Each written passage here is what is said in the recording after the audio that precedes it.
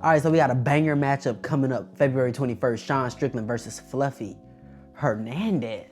And I'm excited. I think this fight is much closer than people are giving it credit for, but I also think we're giving Sean Strickland too much benefit of the doubt. First off, how you doing?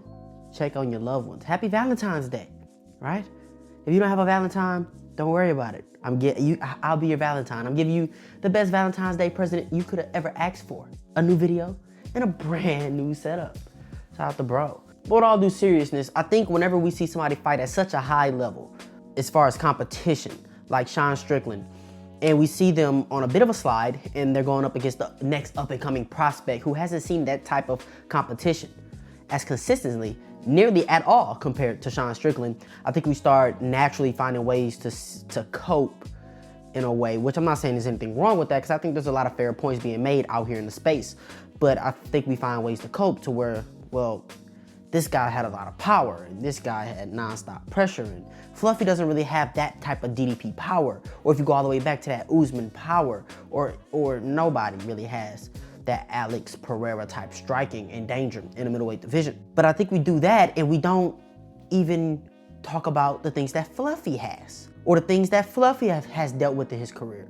We don't talk about the fact that Fluffy also has only really struggled with power in his career. Michel Pereira hurt him early in that fight until he drowned Michel Pereira. 2020 Kevin Holland was a mythical fighter. But ever since then, recently, within the last, 5 years, Fluffy Hernandez has been getting better and has been very, very impressive. I think we're gonna know how this fight plays out as soon as it starts, because whoever is taking the center of the octagon is gonna win. Neither fighter is great off the back foot. Sean Strickland, his striking style is simple, but it can give Fluffy some problems. I mean, his teep kick is money. We saw it in the first DDP fight, it was money. But the thing about it is, in the rematch for the DDP fight, and I think DDP is probably the closest thing we can compare to Fluffy that Sean has fought, right?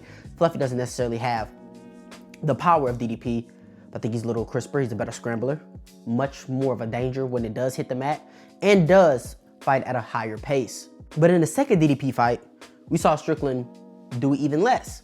We saw Sean Strickland go completely away from the teep kick, even though DDP came out from the very beginning, took the center, and got in Sean Strickland's face, because what he learned from the first fight was he was playing more of a give and take game with Sean Strickland, where he would go, then he would rest, then he would go, then he would rest. In the second fight, DDP was much more go, go, go, go, go. And because of that, Sean Strickland never built a rhythm. He never got his strikes going, never got his reads going, and he just found himself being very, very defensive. Another thing about Sean Strickland, he doesn't counter well. Now, he doesn't counter well because he can't. He doesn't counter well because he doesn't throw. There was plenty of opportunities to counter on DDP when he overextended, and Sean Strickland just simply didn't let it go. He has a nice right hand, nice straight right hand that dropped Izzy, that he goes away from. You know, he has the jab, he has the teep, he has the overhand right. And instead of being crisp, whenever it's a firefight, he tends to throw flailing shots almost. Not a lot of power in the shots, just flailing, kind of flailing his arms around, just trying to land more than hurt his opponent. And there's just a different aggression level in this fight, and I think it's gonna play a huge factor. Now, Sean Strickland can come out here, take the center early, teep, jab, do his simpleton's game, and kind of shut Fluffy down. It's just, I said this fight is closer than a lot of people give it credit for, but I'm gonna be confident in who I pick, and I think it's a fight for Fluffy to lose, because the game plan has been there so many times. I mean, guys who come forward and people say he doesn't have the power, so Sean Strickland is gonna be able to just stand his ground, block. He's not gonna be worried about backing up, and I beg to differ, because I think the pressure plays more of a factor in Sean Strickland backing up and being hesitant more than the power. Because even though these guys have a lot of power like DDP, he's not outlanding Sean Strickland. He's landing great shots, but he's not necessarily outlanding Sean Strickland, because Sean Strickland's so hard to hit. But the thing about Fluffy is he's gonna come forward, and it's gonna be so much volume to where Sean is so defensively aware. It's always gonna be defense first. And if I'm throwing 4 strike combinations and you're just being defensive, and then you throw 1 at a time, I think that's gonna look like Fluffy's outworking him, and that's gonna play a factor to the judges. Another thing, DDP's takedown entries. Look, I'm not one of the people that see what he did to Khamzat Chimaev, against Khamzat Chimaev, and I start discrediting the wrestling. I'm not gonna do that, because going into that fight, we all knew that it's levels to this. While DDP is a good wrestler, it's sloppy, it's fumbling, it's bumbling, it's a lot of muscle takedowns, and it's just a lot of grit and heart and desire. Technically, he's not really good at all. And the thing is, the takedowns got easy on Sean Strickland at some point in time because of we keep the hands busy. Sean Strickland's standing so upright. It's his stance. I think that's another disadvantage in this fight. His stance is so upright. It's great for checking kicks. It's great for defending the boxing. It's not good for takedowns.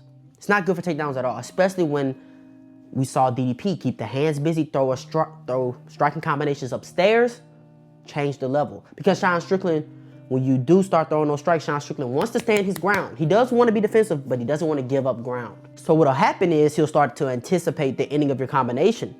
And as you get closer, he will lean. He'll lean, and his feet won't follow. And when you get him leaning, that's when the level changes come easier, and that's when you can secure the takedowns. And the thing about Fluffy is, Fluffy just wants to create a scramble. He's not really worried about keeping you down and holding you down. He just wants to create a scramble and get a dominant position. And he doesn't fight safe on the ground either. So he's gonna make every moment count, whether he's getting into the half guard and he's landing strikes, brutal strikes, making you work, whether he's getting a body lock, going around to the back, rocking the boat a little bit, whether if he gets in 3/4 mount, it's gonna be tricky. It's gonna be tricky for Sean Strickland. He can't get flattened out here. But the thing about Fluffy, he's going to score while he's on the ground, and when you get back up, it's gonna be rinse and repeat. So if you rinse and repeat, I'm gonna get back in your face even more. And I think we overrate Sean Strickland's cardio a little bit. He has good kickboxing cardio, yes. When it's controlled and the paces are too much, he can push a pace. He can push a striker's pace for sure. But when we see this grappling start getting implemented, that's when things get tricky. That's when things get tricky. And it's hard to trust Sean Strickland. At the end of the day, it's hard to trust Sean Strickland because I made a video and I said that Sean Strickland has no chance against Dricus Du Plessis in the second fight because of what I saw in the first fight. I knew DDP would make changes while Sean Strickland would fight the same game plan. And what we saw is DDP make changes. He didn't really force wrestling, but he utilized his kicks. He got more forward. He took the center. He didn't play give and take with Sean Strickland. He didn't play give and take. He just took. And it broke Sean Strickland. And Sean Strickland never got going, right? And I hear people saying, if Sean Strickland can just teep and be defensively, Fluffy's not gonna be able to get going. The thing about Fluffy is he doesn't have to land to keep going, to get going. He doesn't have to secure a takedown to get going. The fight just needs to get going for him to get going. It's really that simple because all of that shit goes out of the window when a guy doesn't really care if he's landing every shot. As long as the third out of the four is landing, as long as the last shot's landing, as long as I'm getting you to react how I want you to react so I can get a takedown and I can score. Fluffy does a great job of winning minutes and doing damage while winning minutes. So he secures positions to where he can win minutes and clinches and over-unders and body locks and rocking the boat, you know, and scrambles, but he also does a great job of doing damage in those rounds as well, to where if I did secure 2 takedowns and I did damage on that ground and I outstruck you out-volumed you in strikes thrown in that round on the feet and I got in your face and I controlled the octagon, that will outweigh the fact that maybe you blocked some shots very well and you returned. Which is why I have to go Fluffy Hernandez. I have to. I wouldn't be surprised if Sean Strickland won this fight, but I think I would be disappointed in Fluffy because I think this is a fight for Fluffy to win. I think this is Fluffy's breakout fight, and it's just a lot riding on it. Sean Strickland, you lose this fight, even though we all respect Fluffy, we all know how good Fluffy is, it might be over. Not career-wise, but as far as just being at the top of the division, it may just be over. You know, the hype and the momentum might just be gone. It might be harder to get you fights now. You might have to start taking some rematches. So you understand what I'm saying? So, and then Fluffy, you break this, man, you're on the trajectory to a title. You're probably next if you didn't even want to fight anymore after Nasruddin Nurmagomedov, in my humble opinion. That's how I feel about this fight. Let me know down in the comments how you feel about this fight. Who do you have winning? How do you have winning? How close is this fight to you? Did the odds makers get it right? Like, comment, subscribe, share this to somebody I know they enjoy. It's like you did. You ain't got to go home, but you got to get up out of here, man. Yeah.